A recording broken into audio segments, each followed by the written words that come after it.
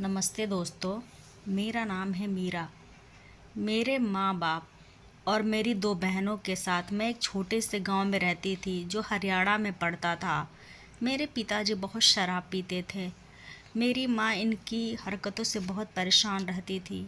मेरे पापा शराब इसलिए पीते थे क्योंकि उनकी सारी ज़मीन प्रॉपर्टी सब उनके भाइयों ने उनसे छीन लिया था, इसलिए वो शराब पीते थे। एक दिन मेरी मम्मी और पापा कहीं जा रहे थे, उसी समय कार एक्सीडेंट में उनकी मौत हो गई। अब हमारे पास रहने के लिए घर भी नहीं था, इसलिए हमने सोचा कि हम क्या करेंगे। इसलिए मैंने अपनी दोनों बहनों को लेकर शहर की ओर चल दिया। उसी समय मुझे एक इंसान मिला जिसका नाम था रवि। उसने हमें देखते ही पता नहीं उसको क्या हो गया, उसने बोला कि तुम लोग मेरे घर में रहोगी। मुझे कुछ भी समझ में नहीं आ रहा था कि आखिर रवि कहना क्या चाहता है।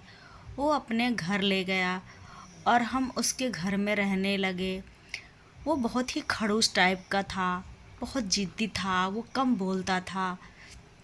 मुझे एक छोटी सी कंपनी में जॉब मिल गई। मैं अपनी बहनों को पढ़ाने लिखाने लगी। उसी समय मेरी बहन, उसके घर एक पार्टी थी, तो रवि ने हम सबको इनवाइट किया था। मैं तो नहीं गई, पर जो सीमा थी वो चली गई क्योंकि बहुत स्टाइलिश थी। उसको शान और शौकत बहुत पसंद थे, पार्टी बहुत पसंद थी, पैसे, लग्जरीज, ये सब उसको बहुत ज़्यादा पसंद थे, इसलिए वो गई। रवि उसके तरफ अट्रैक्ट होने लगा और सीमा भी उसको अट्रैक्ट करने लगी। एक दिन रवि ने सीमा को प्रपोज कर दिया। सीमा भी उसका प्रपोजल एक्सेप्ट कर ली क्योंकि रवि अमीर था। उसी उसी समय मैं जहाँ काम करती थी वहाँ एक जय नाम का लड़का था जो बहुत ही मेहनती था, मेरा बहुत अच्छा दोस्त बन चुका था। उसे मेरी बहन सीमा बहुत पसंद थी। वो सीमा से प्यार भी करता था। मैं भी जय से प्यार करती थी, पर जय मुझसे प्यार नहीं करता था। जब रवि ने शादी का प्रस्ताव रखा तो सीमा मान गई, पर सीमा को धीरे धीरे एहसास होने लगा कि रवि उससे उम्र में बहुत बड़ा है, इसलिए वो उसके साथ नहीं रह पा रही है। इसलिए उसने कहा कि मैं जय से प्यार करती हूँ। मुझे समझ में कुछ नहीं आ रहा था कि मैं क्या करूँ। मेरी छोटी बहन है और उससे वो 15-20 साल बड़े आदमी से शादी कैसे कर सकती है। बिल्कुल मुझे समझ में नहीं आ रहा था, इसलिए मैंने कहा कि ठीक है, तुम जय के साथ शादी कर लो, यहाँ पर मैं सब कुछ देख लूँगी। सीमा जय के साथ चली गई। इधर शादी की सारी तैयारियां हो चुकी थी, दुल्हन को मंडप में बुलाया जा रहा था। मुझे कुछ भी समझ में नहीं आ रहा था। मैंने दुल्हन का जोड़ा पहन के तैयार हो गई, घूंघट लंबा सा काढ़ लिया कि कोई मुझे दिखे ना। जो रवि की बहन थी वो बहुत ही चालाक थी। वो मुझसे शादी करा दी क्योंकि वो जानती थी कि सीमा नहीं है, मैं हूँ। इसलिए सब कुछ जानते हुए भी उसने भी मुझे मजबूर कर दिया। मैंने रवि से शादी कर ली। जब रवि को पता चला तो रवि बहुत गुस्से में हो गया और मुझ पे आग बबूला होने लगा। उसने कहा कि मैं तुम्हारी बहन को छोड़ूंगा नहीं, वो जिसके साथ भी गई है मैं उसका जीना हराम कर दूंगा। उसने जय को अपनी जॉब से निकाल दिया क्योंकि वो जय की ही कंपनी में जॉब करता था, रवि की कंपनी में। इसलिए जय भी बेघर हो गया और बिना काम का हो गया। और सीमा को तो बहुत अमीर लोग पसंद थे, उसको पैसे, लग्जरी ज़िंदगी जीना चाहती थी, इसलिए अब वो लाइफ में कॉम्प्रोमाइज़ करने लगी। इधर मैं परेशान हो गई क्योंकि मुझे रोज़ रवि डेली डेली मुझसे झगड़ा करता, मुझे गुस्सा करता। और उनकी जो बहन थी रूपा, वो भी मुझसे बहुत परेशान करती थी, हमेशा मुझे प्रॉब्लम में ही फंसा के रखती थी। हमेशा वो सोचती थी कि हाँ, ये प्रॉब्लम में रहे, मैं इसको दुख दूँ। नए नए तरीके ढूंढती थी कि मुझे परेशान कैसे करे। मैंने बोला रवि से कि तुम मुझे डिवोर्स दे दो। वो तो तैयार हो गया, पर उसकी बहन रूपा तैयार नहीं थी। वो चाहती थी कि मुझे और प्रताड़ित करे रवि, इसलिए वो मुझे बोली कि नहीं, तलाक नहीं होगा। अब मैं समझ में नहीं आ रहा था मैं क्या करूं। मैं रोज़ रोज़ जलील होते होते थक गई थी, मुझे समझ बिल्कुल नहीं आ रहा था। धीरे धीरे एक दिन फॉरेन डेलीगेट आए घर पे और उन्होंने कहा कि मुझे इंडियन खाना खाना है। रूपा जो थी, रवि की बहन, वो बहुत दिमाग लगाती थी। उसने बोला कि घर पर इंडियन खाना बन जाएगा। उसने मुझसे यही कहा था। उसने सारा जितना सामान था खाना बनाने का उसने सारा बाहर फेंकवा दिया था। घर में सिर्फ आलू और प्याज ही था। मैं क्या करती। मैंने आलू प्याज से ही मैंने कई तरह की डिशें बना दी।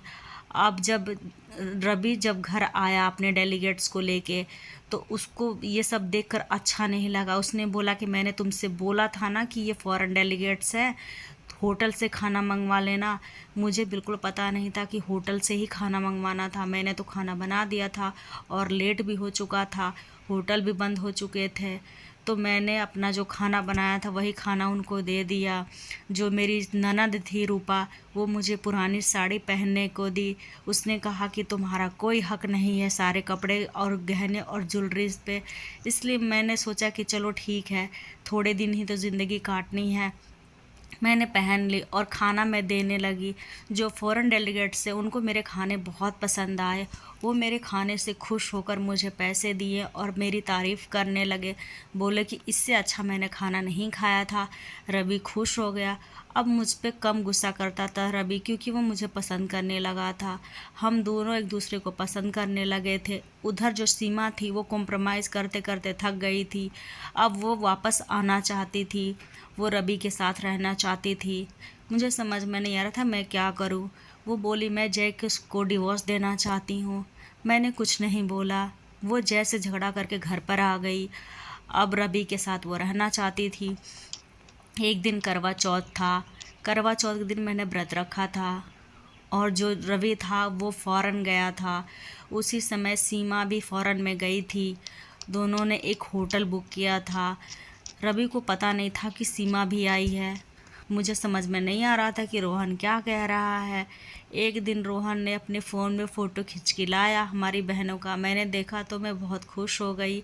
सीमा एक बहुत बड़ी फैशन डिज़ाइनर बन गई थी और जो रीमा थी वो मेरे पास ही थी। मैंने उसकी शादी एक अच्छे घर में कर दी। उसका पति सरकारी नौकरी करता था और उसके 2 बच्चे थे। वो भी सिलाई का काम करती थी। एक दिन मेरा बेटा पूछने लगा कि मम्मी पापा कहाँ हैं। मैंने कहा कि हमें नहीं पता, हम बस तुम और हम हैं, सिर्फ 2 लोग हैं, बस इतना ही समझ जाओ। मैं ही तुम्हारी माँ हूँ, मैं ही तुम्हारा बाप हूँ। मेरा बेटा इंजीनियरिंग करने के लिए बाहर चला गया। वो वहाँ पढ़ने लगा। एक दिन जब वो गाड़ी से आ रहा था तो ट्रेन में ही उसके पापा उसको मिल गए। वो तो फ़ोटो देखा था, इसलिए फ़ोटो देख के समझ गया कि मेरे पापा हैं। वो उनको बोलने लगा कि पापा पापा। फिर क्या हुआ, वो हम दोनों को मिलाने की कोशिश करने लगा। वो अपने पापा को घर लेके आ गया। मैंने देखा तो मुझे बहुत ही गुस्सा आया। मैंने बोला तुम यहाँ क्या करने आए हो। मेरा बेटा बोला मम्मी जो भी हो गया जाने दो, माफ़ कर दो पापा को, पापा बहुत अच्छे हैं, मैं इनके साथ रहना चाहता हूँ, मुझे अपने पापा के साथ रहना है। मुझे समझ में नहीं आ रहा था मैं क्या करूं। मैं अपने माँ बाप के कातिलों के साथ रहूं, मुझे बिल्कुल समझ में नहीं आ रहा था। मैंने फिर भी माफ़ कर दिया और धीरे धीरे हम दोनों एक दूसरे के साथ रहने लगे। मेरा बेटा भी रहने लगा। उधर जो सीमा थी और रीमा थी वो भी अपनी ज़िंदगी में खुश रहने लगी। हमारी इतनी सी कहानी थी। अगर आपको कहानी अच्छी लगी हो तो मेरे चैनल को सब्सक्राइब करें, लाइक करें, शेयर करें, कमेंट करें। Thank you for watching.